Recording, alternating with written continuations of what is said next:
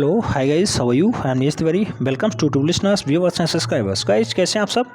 मैं उम्मीद करता हूं स्वस्थ होंगे, मस्त होंगे और अपनी तैयारी में व्यस्त होंगे। बेटा, टेक्निकल ड्राइंग से संबंधित ये 24 नंबर का क्लास है। इससे पहले 23 क्लास हो चुकी हैं। अगर आप लोग नहीं देखे हैं, इन्हें देख सकते हैं। स्टार्टिंग के जो 12-13 क्लास हैं मोस्ट इंपॉर्टेंट है, चाहे वो टीजीटी कला हो, पीजीटी कला हो या फिर प्रावैधिक कला हो, सभी के लिए इंपॉर्टेंट है, क्योंकि वहाँ पे मैंने 500 प्लस क्वेश्चंस कराए हैं और वो सब प्रीवियस ईयर के क्वेश्चंस हैं। अगर आप हमारे पेड ग्रुप से जुड़ना चाहते हैं, नंबर नोट करिए 7380464607 पे एंट्री प्रावैधिक कला लिख के भेजिए। टेक्निकल टीम आपसे तुरंत संपर्क करेगी। कैसे आप पेड ग्रुप में जुड़ेंगे, कैसे आपको लाभ मिलेगा, क्या क्या सुविधाएं मिलेंगी, सब कुछ इसी पे बता दिया जाएगा। एंट्री प्रावैधिक कला लिख के भेजना है। बेटा, ये क्लास स्टार्ट करते हैं। आप सब जानते हैं सेक्शन बी का पार्ट हम लोग सॉल्व कर रहे थे और सेक्शन बी में मापनी वाला सेक्शन हम लोग देख रहे थे। मापनी, इससे पहले हमने लेटर राइटिंग देखा है, जो सेक्शन बी का ही पार्ट है, वो भी 12 अंक देता है। तो सेक्शन बी में हमने 12 अंक देख लिया है लेटर राइटिंग का। जबकि अब मापनी वाला जो अथवा वाला पोर्शन होता है, जिसे हम लोग कणवत पैमाने के नाम से जानते हैं, उसकी प्रैक्टिस कर रहे थे। लगातार तीसरी क्लास है। अगर आप मापनी में पहली क्लास देख रहे हैं तो प्रीवियस के 2 क्लास देख लीजिए, डिस्क्रिप्शन बॉक्स में उसकी लिंक दी हुई है। मापनी का जो ये तीसरा क्लास है मोस्ट इंपॉर्टेंट है। डाटा एकदम जो है एग्जैक्ट पूछा गया है। मीटर पढ़ना है, सब कुछ मीटर में काम होना है। हालांकि आपको बनाना तो सेंटीमीटर में ही पड़ेगा, क्योंकि इतना बड़ा आपको ग्राफ नहीं दिया जाता या इतना बड़ा कोई कॉपी आपको नहीं दी जाती जिसमें आप मीटर व्यक्त कर पाएँ। इसलिए आपको मान के ही चलना होगा और सब कुछ इसी पर दर्शाना होगा। क्वेश्चन नंबर 3 कह रहा है 2 स्थानों की दूरी 100 मीटर है, किंतु मानचित्र पे इन्हें 2.5 सेंटीमीटर की दूरी प्रदर्शित किया गया है। इस मानचित्र के लिए एक विकर्ण मापनी बनाइए, जिसकी रचना कीजिए, जिसमें मीटर तक की दूरी प्राप्त हो सके। यानी हमें मीटर दर्शाना है, सेंटीमीटर को कन्वर्ट करके मीटर में इफेक्टिव कर देना है। अब फाइनली हमें सबसे पहले क्या करना होता है, करणवत पैमाने पे हमें आरएफ निकालना होता है। आरएफ होता क्या है बेटा?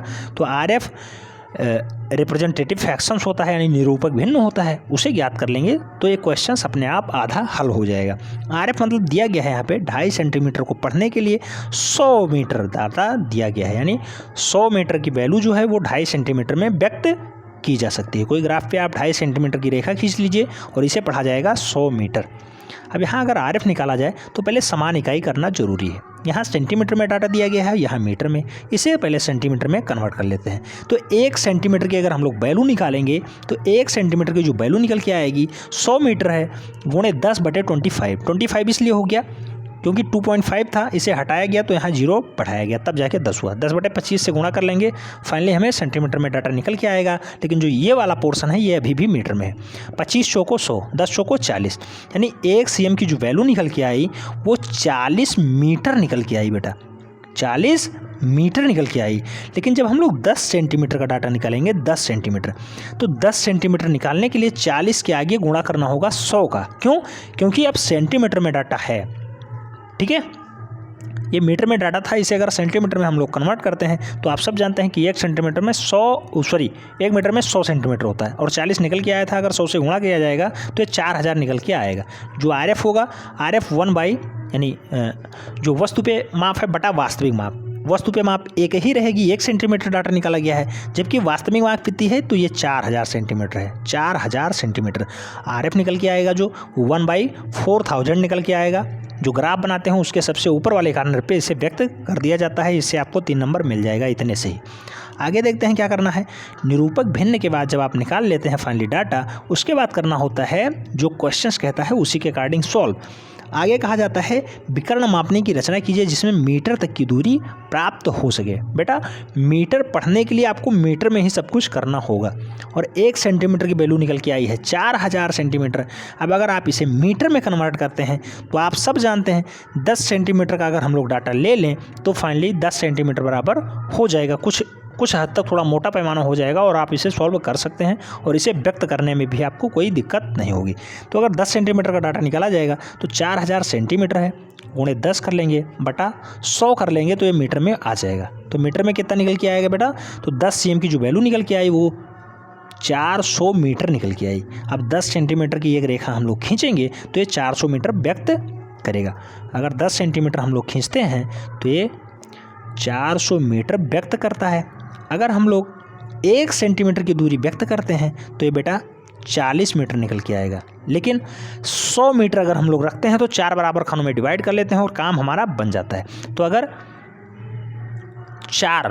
400 मीटर है ना, तो अगर 100 चौको रखा जाए, 100 चौको 400, तो ये काम निकल के आएगा 2.5। तो ये पुराना वाला फ्रैक्शन में आ जाएगा, जो फ्रैक्शन यहाँ दिया गया था, 100 सेंटीमीटर की दूरी इतने मीटर।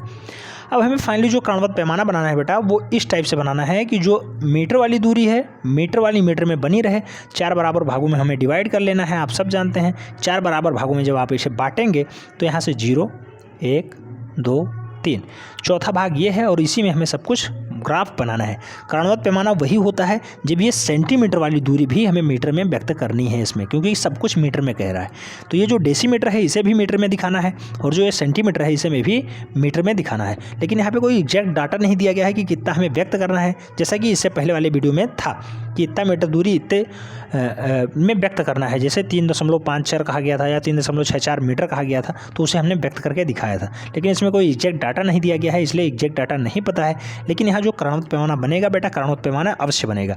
यहाँ 0, 1, 2, 3, 4, 5, 6, 7, 8, 9, 10। अब यहाँ सब दहाई में है, इसलिए डबल डिजिट में कर दिया गया है। 100, 80 एक खाना छोड़ के किया गया है।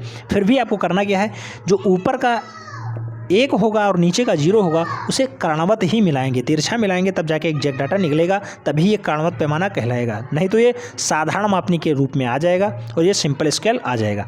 तो करणवत पैमाना व्यक्त करने के लिए मैंने पहले ही कहा था, नीचे का बेस जो है 0 होगा तो ऊपर वाले में पहले खाने पे मिलेगा, और लास्ट जो यहाँ होता है, यहाँ पे 9 होता है तो ऊपर यहाँ पे 10वें पे मिल जाता है, और करणवत यानी तिरछी लाइनें बन जाती हैं। लेकिन यहाँ पे कोई फिक्स डाटा नहीं दिया गया है, इसलिए यहाँ कुछ दर्शाया नहीं गया है। आप सब जानते हैं अंदर कोई हाईलाइटेड लाइन नहीं है, जैसा कि प्रीवियस वीडियो में हमने देखा था। अब फाइनली करना क्या है, रचना विधि अवश्य आपको लिखनी है। रचना विधि यहाँ दर्शाया गया है। रचना विधि में आपने क्या किया, 10 सेंटीमीटर की रेखा को 4 समभागों में विभाजित कर लिया। जैसे कि आपने ग्राफ में देखा, 4 बराबर भागों में हमने डिवाइड किया, 1, 2, 3 और 4। इस टाइप से 4 भागों में जो सबसे पहला वाला है ये करणवत काम करेगा, बाकी ये जो है आगे के ये वैसे ही काम करेंगे। तो इसे 10 भागों में विभाजित कर दिया गया। उसके बाद प्रत्येक भाग 100 मीटर प्रकट करता है। जब पहले भाग को 10 समभागों में विभाजित किया जाएगा तो वो 10 मीटर प्रकट करेगा। ये वाला जो आप 10 भागों में विभाजित करेंगे तो ये 10-10 मीटर प्रकट करेगा हर एक भाग, क्योंकि एक भाग जो एक खाना ये है ये 100 मीटर प्रदर्शित कर रहा है, और सब कुछ मीटर में हमें दर्शाना है, ना कि डेसीमीटर या सेंटीमीटर में। इसलिए सब कुछ मीटर में ही यहाँ दर्शाया जाएगा।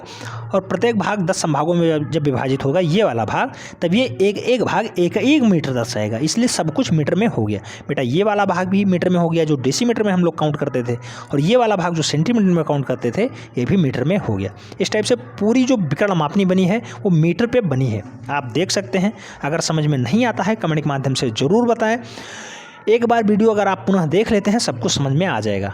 मैं उम्मीद करता हूं आप लोग वीडियो शेयर कर देते होंगे। अगर वीडियो नहीं शेयर करते हैं तो बेटा वीडियो शेयर कर दीजिए, जिससे अधिक लोग लाभान्वित हो पाएँ, क्योंकि वीडियो शेयर ना होने की वजह से ही आप लोग इतना लेट में प्रावैधिक कला की उपयोगिता जान पाए हैं। अब जाके आप लोग TGT आर्ट में फाइट करेंगे जब नेक्स्ट वाली वैकेंसी आएगी। तो मिलते हैं नेक्स्ट सेकंड में, तब तक के लिए जय हिंद।